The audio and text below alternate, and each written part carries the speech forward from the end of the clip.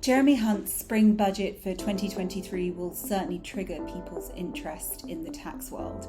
So whilst the autumn statement 2022 left many wondering at the then Chancellor's measures and sweeping reforms which promised significant change, today's budget is very much focused on enterprise, amongst a number of other things. And some of the key changes which will invariably be welcomed include allowances with respect to pensions and a support package for capital allowances and R&D. So that's research and development. Well, firstly, encouraging workers over 50 to remain in the labour market longer. The government is therefore increasing tax relief on pensions and the lifetime allowance charge, which is going to be removed from April 2023 before the allowances to be abolished entirely from next April, that is April 2024, with the annual allowance being raised from 40,000 to 60,000. Now, in particular, this measure will invariably see highly skilled individuals, particularly those in the NHS, the UK's largest employer, not feeling disenchanted and/or disincentivised from remaining in the workforce. Secondly, one of the big statements in today's budget from the Chancellor has been that the UK has one of the most competitive business tax regimes in the world. So if we just pause and reflect on that for a minute, the Tax Foundation's report for 2022 in fact showed the UK coming in at number 26 behind the likes of countries such as New Zealand, Switzerland, the Benelux nations, Australia, Turkey, Germany, Austria, Finland, Japan and the US, but to name a few. And the report identified key strengths and weaknesses of the UK's tax regime, which included the strengths being the corporate income tax rate being 19%, so below the OECD average, which is 23.6%. The fact that the UK has a territorial tax system exempting both foreign dividend and capital gains income without any country limitations. And thirdly, that the UK tax treaty network with 130 countries at that time is one of the broadest in the OECD. However, some of the weaknesses of the UK tax system identified last year were firstly that the top personal income tax rate on dividends is 39.35%, which is far in excess of the OECD average, which is 24.2%. Secondly, the real property tax burden is among the highest in the OECD. And thirdly, the VAT at a rate of 20% applies to less than half of the potential consumption tax base.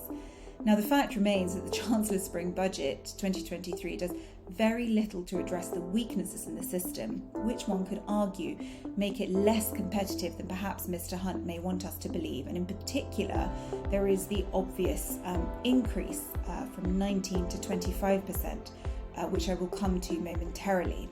In addition, personal income tax rates haven't been addressed in the budget this time round. Neither has the real property tax burden, and of course VAT continues to subsist on the majority of supplies of goods and services at a rate of 20%. Now, returning to the point of corporation tax, that has been increased from 19 to 25%, and whilst this is going to invariably cause some level of discomfort, it is in fact the lower corporation tax, one of the lower corporation tax rates in the G7, so separate to the OECD there. And furthermore, with the super deduction ending on the 31st of March 2023, so that's in about 2 weeks' time, the Chancellor's policy package in today's announcement goes a little further to ensure that the UK's capital allowances regime remains one of the most competitive in both the G7 and the OECD. And that package includes, first of all, full expensing, so that will allow taxpayers to deduct 100% of the cost of certain plant and machinery from their profits before tax, and it's going to be effective from the 1st of April 2023 for 3 years through to the 31st of March 2026. Secondly, there'll be a 50% first year allowance, so that will permit taxpayers to deduct 50% of the cost of other plant and machinery, so special rate assets, from their profits during the year of purchase. And so there's this clear push we can see also towards more renewable sectors being promoted, as long life assets have been defined to include solar panels and thermal insulation on buildings. Now that was already in existence, and it was due to end in 2 weeks on the 31st of March 2023, but the Chancellor has said that this is going to be extended and for again another 3 years until the 31st of March 2026. Thirdly, in this significant policy package is that to do with R&D, so research and development, and it's part of the Chancellor's overall push to kickstart growth in the economy and providing conditions for enterprise to succeed. Now, the scheme is specifically targeted at loss-making R&D intensive SMEs, so that's small to medium enterprises, and as part of that, the Chancellor is pushing towards an even simpler tax system for small businesses. Of course, we're yet to see how that's going to operate in practice, but these administrative changes are intended to make it easier for small businesses to engage with the tax system, and they include measures such as changes to the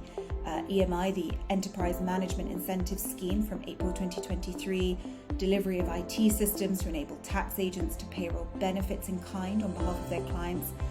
consulting the Help to Save scheme, and measures to simplify the customs import and export processes. But that's obviously a sort of fallout from Brexit as well that the UK is still contending with.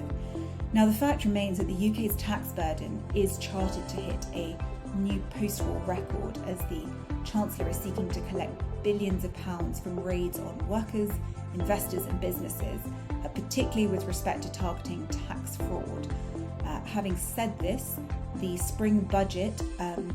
also aims and sets out a plan for inflation to decrease to 2.9% by the end of the year, which the Office for Budget Responsibility, so that's the government's tax and spending watchdog, supports, but also says that the increase in corporation tax rates since 1974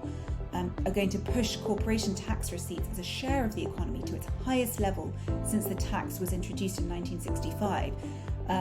And I just want to pick up on another point that I raised just a moment ago with respect to raids.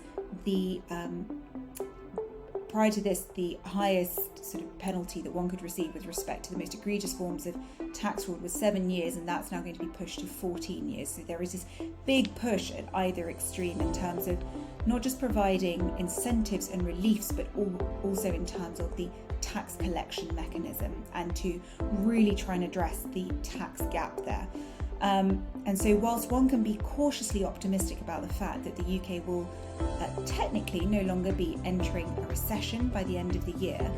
there is to be some shrinking of the economy initially before it flatlines and then enters a slow but steady period of growth for the second half of the year, which invariably clients who are looking towards their taxes, their balance sheets, their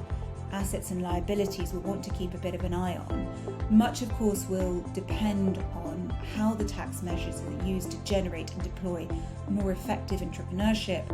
whilst counterbalancing fraud at the same time.